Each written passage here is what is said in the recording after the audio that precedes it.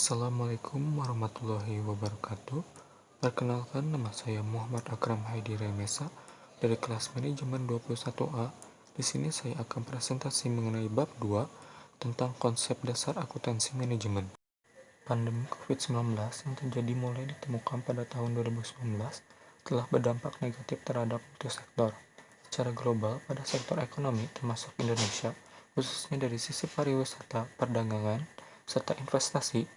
Pandemi COVID-19 berdampak terhadap sentimen investor rendah pada pasar cenderung negatif.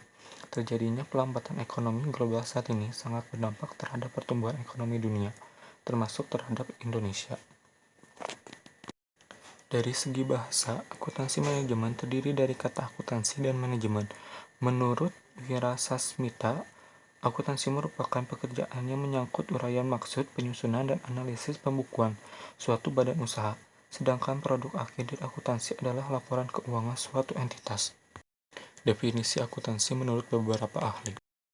Menurut Hasanuh 2019, mendefinisikan akuntansi sebagai suatu proses mengidentifikasi, mengukur, dan melaporkan informasi ekonomi untuk pengambilan kebijakan entitas. Informasi ekonomi yang disajikan berupa laporan keuangan suatu entitas. Dalam laporan keuangan minimal mencakup atas neraca, laporan rugi dan laba, perubahan modal, dan catatan atas laporan keuangan. Suwikyo 2010 mendefinisikan akuntansi sebagai kegiatan mencatat, menganalisis, menyajikan, dan menafsirkan data keuangan entitas. Sedangkan aktivitas entitas terkait dengan kegiatan produksi, pertukaran, perdagangan barang dan jasa, dan pengelolaan dana. Aziz dan kawan-kawan 2021 mendefinisikan akuntansi sebagai kegiatan melakukan identifikasi, pencatatan, penggolongan, dan pengikhtisaran transaksi sehingga dihasilkan laporan keuangan.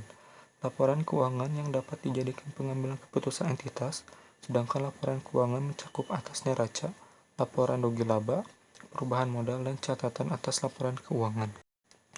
Menurut The American Institute of Certificate Public Accountant (AICPA) mendefinisikan akuntansi manajemen sebagai praktik meluas dalami cakupan bidang manajemen strategi, manajemen kinerja, dan manajemen risiko. Dalam manajemen strategi, terkaitan dengan fungsi dan peranan akuntansi manajemen sebagai mitra strategis dalam organisasi.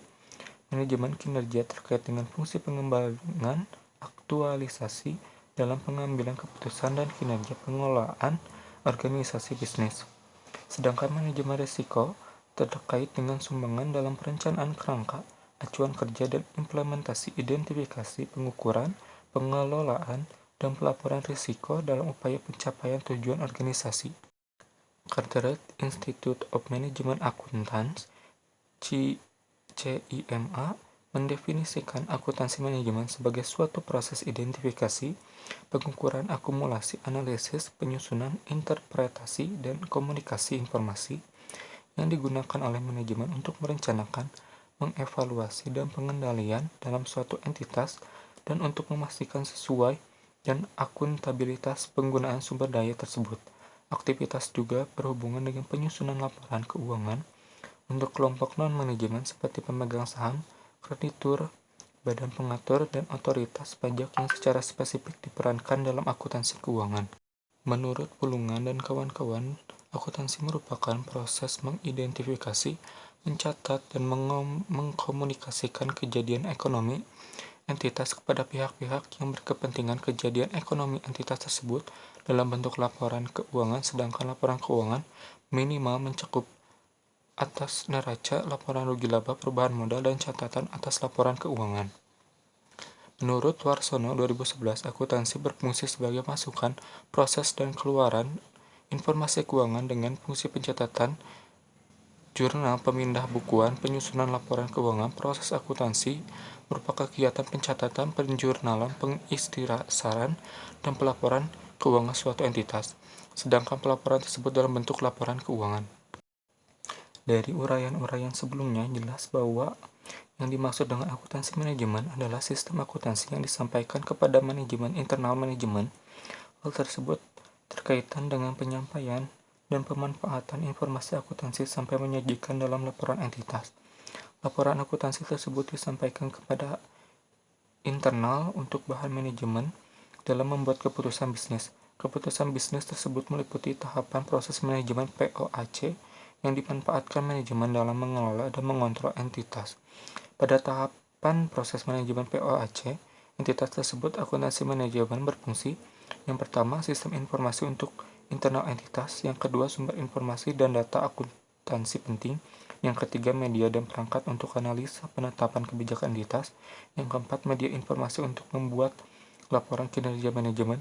Yang terakhir, koordinasi, monitoring, dan evaluasi kinerja. Dan yang terakhir, tinggal audit. Informasi akuntansi manajemen dimaksudkan, direncanakan, dan digunakan untuk manajemen internal dalam organisasi untuk pencapaian tujuan yang telah ditetapkan oleh entitas. Informasi akuntansi keuangan dimaksudkan, direncanakan, digunakan untuk pihak eksternal. Pihak eksternal entitas tersebut terutama seperti pemegang saham kreditur dari perpajakan. Cukup sekian dari saya, mohon maaf bila ada kesalahan tutur kata. Terima kasih. Wassalamualaikum warahmatullahi wabarakatuh.